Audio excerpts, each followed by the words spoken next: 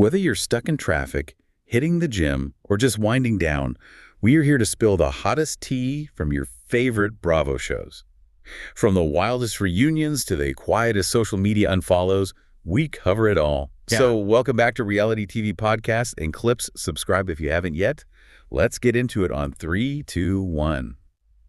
Okay, we have to start immediately with Salt Lake City. The whole narrative around Heather Gay has, it's completely shifted. It really has. This isn't just fan chatter anymore. We're talking about serious industry accusations. Exactly. I mean, you have a producer, Carlos King, who's come out and explicitly labeled Heather as the most dangerous housewife on TV right now. And that is a title you do not want, especially from someone like Carlos, who understands the whole machine behind these shows. It just carries so much more weight. He's not talking about dangerous like she'll pull someone's hair. He means she's a liability to the actual production. Right. And it all goes back to the black eye, the incident in San Diego. Well, specifically her story about where it came from. King's whole issue, and he was very clear about this, is that Heather first suggested that production might have been involved. Before she ever pointed the finger at Jen Shah, that was the first theory she floated, that a crew member, someone on the production team, physically assaulted her. And for him, that was the line. He basically said, these production crews, they sacrifice everything, they leave their families, they work insane hours. So for a cast member to turn around and imply they were assaulted by the crew, he sees it as a direct attack on their livelihood. His exact words were, "There's nothing I have for you anymore." It's a total break in trust. And she's not getting much support from the other cast members on this either. Not at all. Monica Garcia is right there with him, saying Heather just projects constantly. And Meredith Marks is backing up his point, saying Heather's lies about the eye put people in real trouble. It created huge ripples. Jen Shah threatened to sue, not just Heather, but Bravo and Andy Cohen, too, for the implication that she was the one who did it. And even though nothing legally came of it, the threat was very real.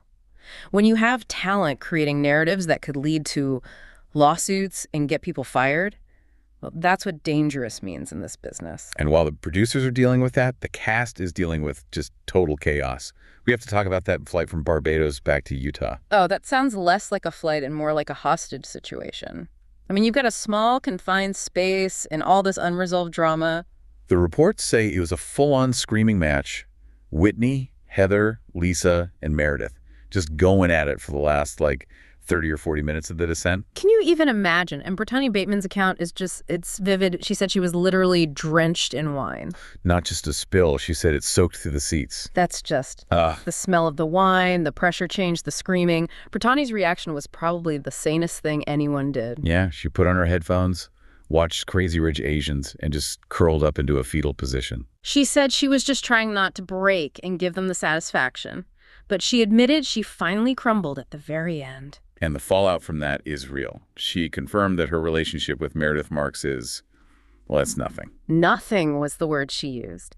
They were at BravoCon, and apparently it was just icy, separate dressing rooms, avoiding each other, just a quick hi when they had to pass by. It just shows how much of the real damage happens when the cameras aren't rolling. Definitely. And speaking of damage, Brittany is in this weird place with Jared Osmond and the engagement ring. Right. She's keeping it, but she won't wear it. She says it so he can't take it back, but she won't put it on until he puts it on her finger himself. It's a power move. She's holding it as collateral almost. Oh, yeah. She defends him, says the show doesn't show the real story, but the action speaks volumes about trust, doesn't it? For sure. Speaking of trust issues, let's jump over to Beverly Hills. The Sedona trip was meant to be all about healing and energy vortexes. And it immediately split the group in two, which is just classic. You had the hikers and the shoppers. Exactly. Kyle, Jennifer, Amanda, Erica, and Sutton, that's Sutton Stracke. They all went on this hike. And then Rachel, Bozoma, and Dorit, they stayed back to shop. Kathy rested. Rachel's excuse was she didn't have the right shoes. Of course. And Erica Jane had the most Erica take, saying she'd rather just have mushrooms than hike to find her zen. At least she's honest. But the real drama wasn't on the trail. It was Amanda, back at the house, trying to stir things up. It really felt like she was trying to produce a moment, right? She brought up Sutton's ex-assistant, Avi. Yep.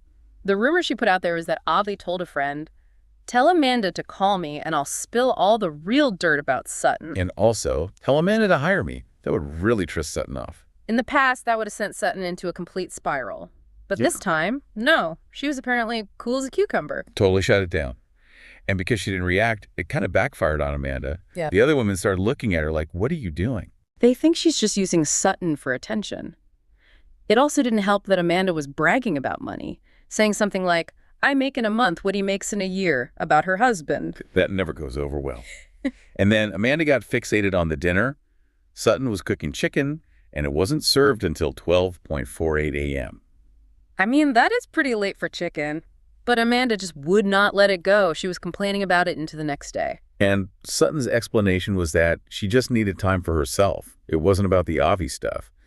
But it gave Amanda something to focus on. And all that tension finally led to a snap between, of all people, Jennifer Tilly and Sutton. I was shocked by this. We always see them as this tight unit, but Jennifer just hit her breaking point at the dinner table. She got up and said to Kyle, it's not all about you, Sutton. And the specific thing she said was so cutting.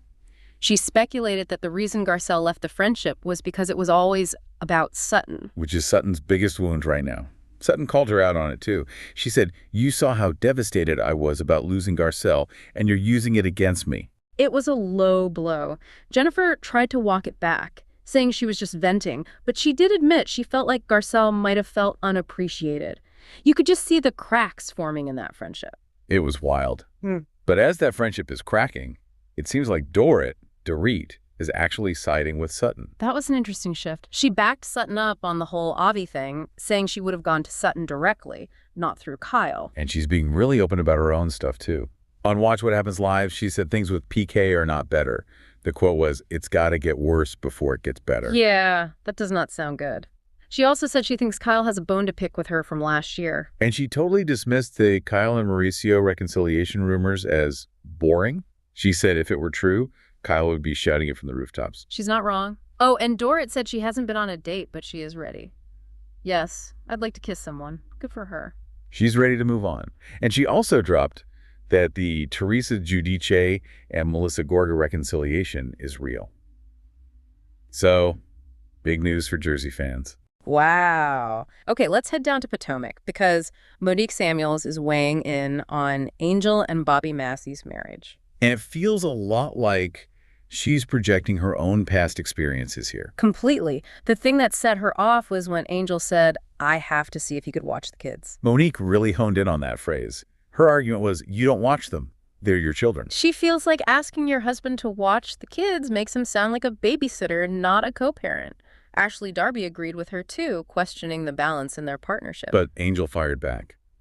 She called the cast disrespectful and said checking schedules is just what you do in a healthy marriage. And Tia Glover defended Bobby, saying he's a very hands-on dad. It really just comes down to a difference in perspective. Yeah, Monique hears that phrasing and sees red flags from her own past, while Angel just sees it as normal logistics. It's a classic case of miscommunication, which is a theme that just carries right over to Southern Charm with Craig Conover and Sally Carson. Oh, the friend zone debate. Craig is arguing that, a romance was never actually on the table. His whole defense is that he's just a really good friend. He treats all his friends 100%, takes them to nice places, does romantic things. But it's not because he wants to hook up. That's just his personality. He even used an example, saying he told Sally and Shep to take an Uber home together after a late night. For him, that was drawing a line. But Sally is looking at all the other signals. They hung out until 5 a.m. They were FaceTiming all night. And he told her she'd be a great wife, but not for me.